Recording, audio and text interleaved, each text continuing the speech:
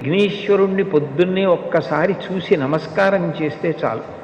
అది లోకంలో ఎక్కడా లేని విశేషం. ఒక్కసారి ఆయన ముఖం వంక చూసి నమస్కారం చేసి 16 నామములు ఉన్న శ్లోకం చెప్పి బయటికి వెడితే చాలు విజయం సిద్ధిస్తుంది అని.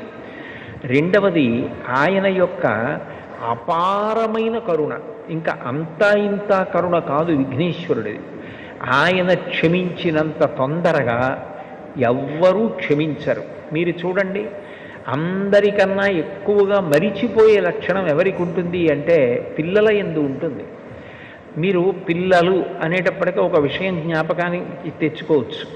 పెద్దవాళ్ళు ఏదైనా తింటున్నారనుకోండి, ఎవరో పెద్దలు వచ్చారు ఇంటికి, ఇంట్లో భోజనమో ఫలహారమో చేస్తున్న పెద్ద ఆయన ఆ పళ్ళెం పట్టుకునో లేకపోతే చేతిలో ఏ ఉండ్రాయో కుడుమో పట్టుకుని తింటూ వీధిలోకి వెళ్ళి స్వాగతం పలకడం, ఆ పళ్ళెం లోపల పెట్టి తాను పెడతాడు.